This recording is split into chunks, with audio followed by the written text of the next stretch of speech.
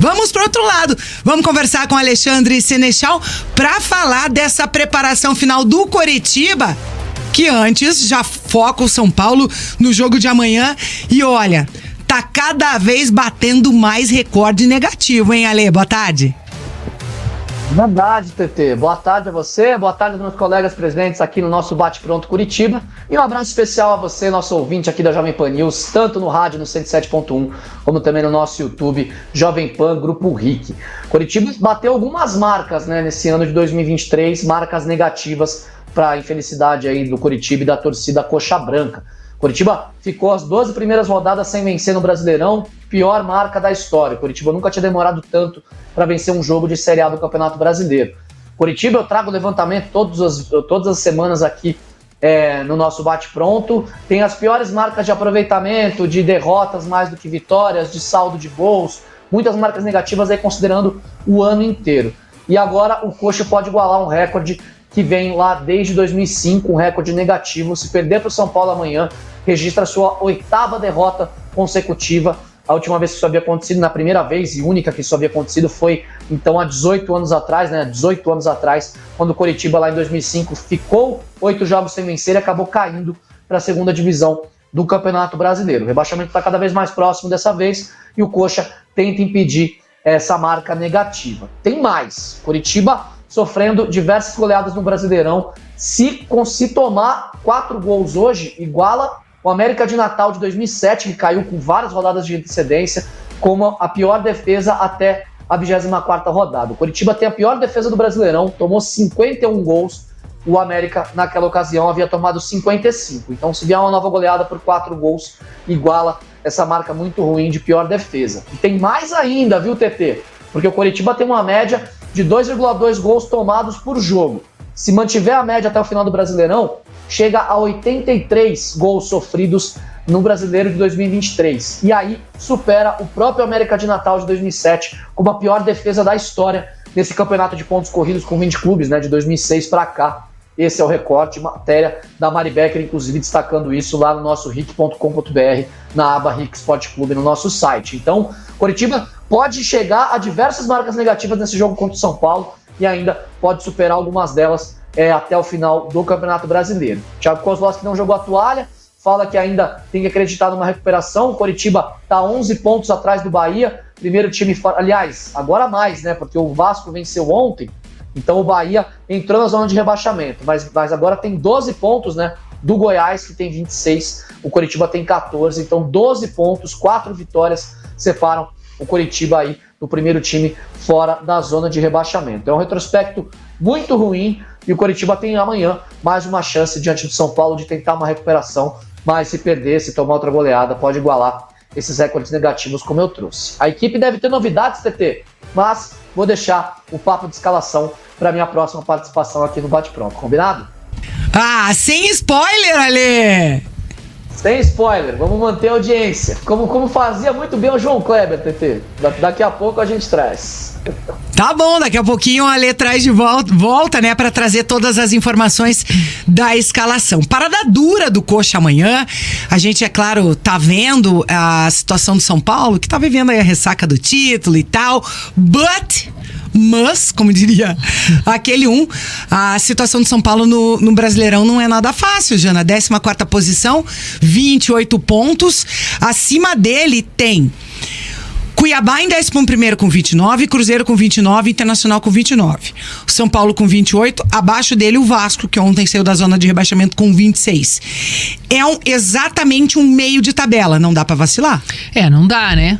Mas eu acho que ainda assim, a semana do São Paulo, ela ainda é leve, né? Porque assim, o time vai ter ainda, a partir do final de semana, tempo para focar completamente no Brasileirão, né? Eu acredito que o São Paulo, mesmo ainda podendo correr alguns riscos ali, né? De não estar numa situação extremamente confortável, pode ser que o São Paulo, aliás, ele não vai sofrer, eu acredito, para contra o rebaixamento ali, né? Eu acredito que não vai correr esse risco pela qualidade que o time tem.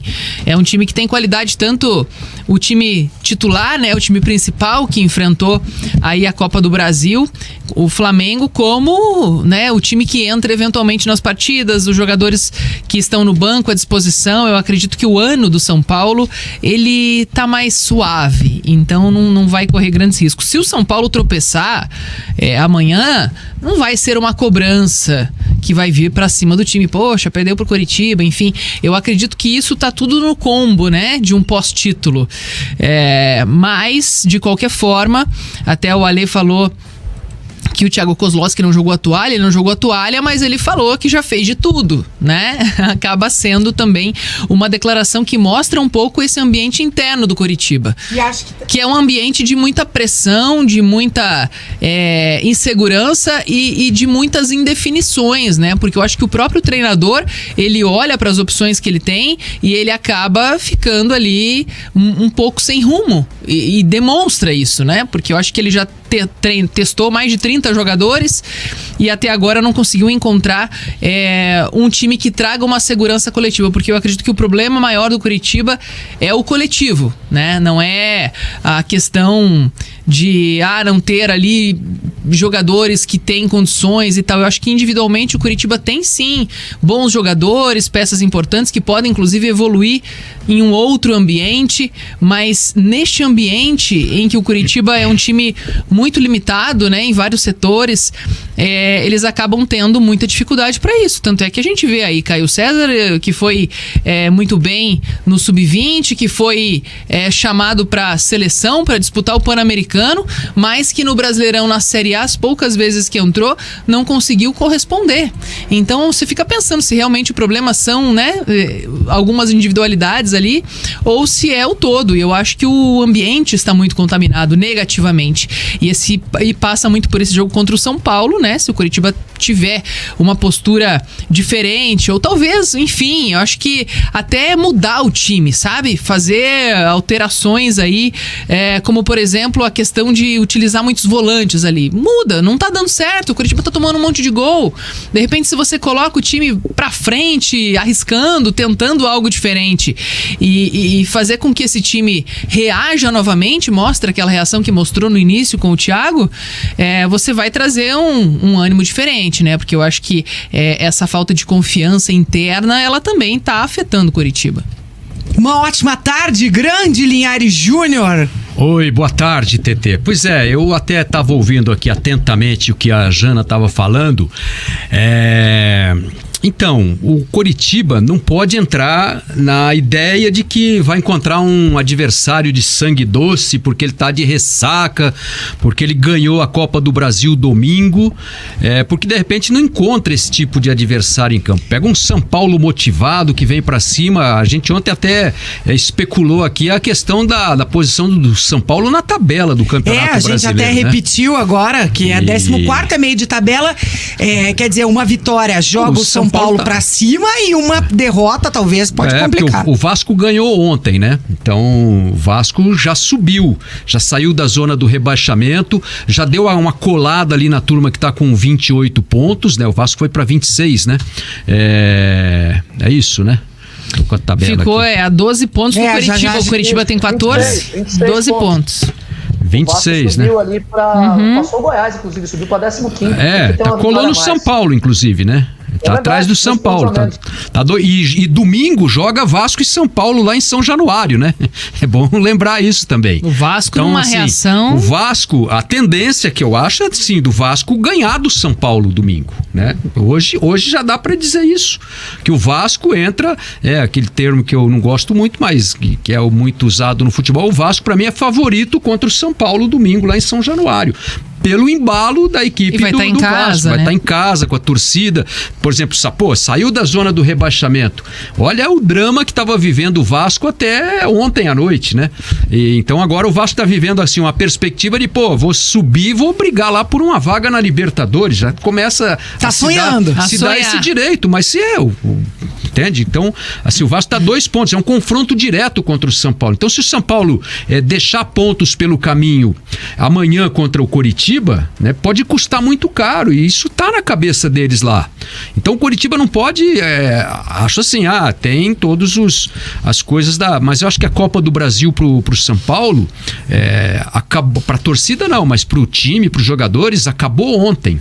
Né? Comemoração, ressaca. Rafinha fazendo a tatuagem tudo bem. Do assim, não sei que time o Dorival vai colocar em campo. Talvez ele poupe alguns desses caras. Mas aí eu acho que é até pior, né? Porque quem vai entrar vai querer mostrar pro Dorival que tá ali, né? A torcida do São Paulo vai encher o estádio pela motivação, pelo momento, né? Os caras o São Paulino hoje é a maior média de público entre os times lá de São Paulo, né? Uma das maiores do Brasil na temporada. Então, não dá pra ir com essa ilusão de que amanhã vai ser um joguinho moleza, porque o São Paulo vai chegar aí e tal, né? Ressaca. Mas não vai eu querer acho nada que com o time jogo. do Curitiba mesmo, acho que talvez não tenha essa percepção. Claro que nós, né, analisando de fora, ou a própria torcida, né, talvez tenha essa sensação.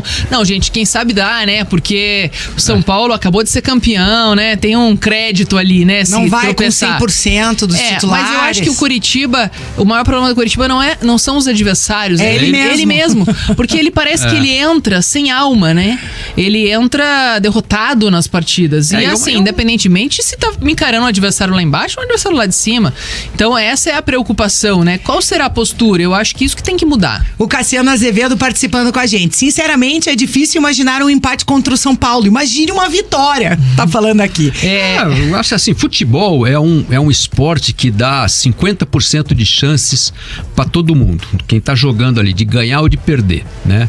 É o único esporte que proporciona isso. Claro que esse percentual aí varia de acordo com o momento, a qualidade do time e tal, mas a gente é o único esporte que você vê zebra, né? É o futebol.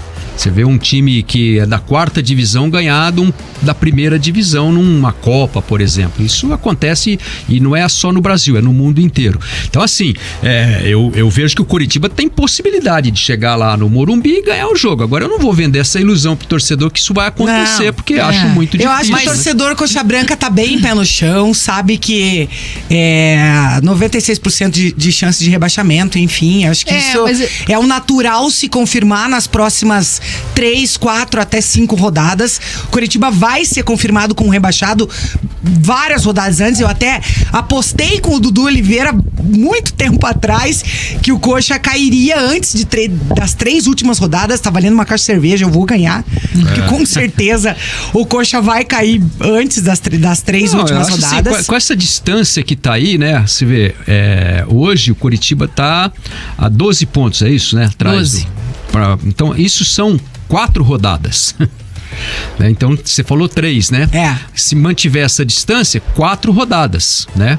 E só piora, né? Porque se a distância, a tendência é aumentar para 14, 15 pontos. Até porque a gente vê o Vasco e os outros times que estão em cima em evolução, né? O Vasco principalmente. Mas eu acho que a briga vai ficar ali entre o Goiás, o Bahia, o Santos, né? Eu acho que o Coritiba e o América já não tem mais salvação, né? Aí, essa turma aqui do 28, 29, aqui Cruzeiro, Internacional e São Paulo e Cuiabá, eu acho que o Cuiabá é um time que tá correndo sério risco de chegar ali perto. Ele já saiu da zona do rebaixamento, né? Deu uma arrancada, chegou ali em 8º lugar, tá despencando, né? A pior campanha desse segundo turno. Então, assim, acho que o Cuiabá vem para esse bolo aí. Agora, o São Paulo, você vê, o São Paulo não pode bobear contra o Curitiba. Não pode. O São Paulo, pela situação dele na tabela, se ele perder o jogo pro Curitiba, vai ser um desastre. Porque ele pode terminar a rodada de domingo na zona do rebaixamento se ele perder pro Vasco no Rio. Veja a situação. Eu acho que o desejo do torcedor coxa branca não é nem a questão de se livrar do rebaixamento, porque eu acho que isso a maioria tem consciência que realmente não dá pra você criar essa expectativa. Mas eu acho que é não ver jogos tão humilhantes assim, né? Porque o Curitiba vem numa sequência. Tudo bem que já passou 19 jogos sem vencer, né? Emendando ali estadual e Brasileirão. E daí conseguiu dar um respiro e agora vem aí de 7 derrotas derrotas seguidas, mas a forma como o Coritiba tá perdendo, né? Acaba sendo aquela sensação vergonhosa, né? Pra torcida, porque quer ver uma reação. Então, eu acho que isso que o torcedor espera, né? Que o Coritiba consiga demonstrar, pelo menos, que tá tentando, que tá lutando, né? Com o que tem em mãos. Mandar um abraço aqui pro tio Wilson. Eu ia falar isso Primeira agora. vez aqui com a gente, né? Grande tio Wilson. Bem-vindo, tio Wilson. Ele prometeu uma visita lá na nossa cabine, lá na cabine 24, lá do Couto Pereira, primeiro jogo do Coxa que ele foi lá assistir, né? Passou aí por um drama recente, perdeu Sim. o pai, né? O grande tio Wilson tá com a gente aí. Seja bem-vindo, né? Espero que seja uma presença eterna aqui, meu amigo tio Wilson.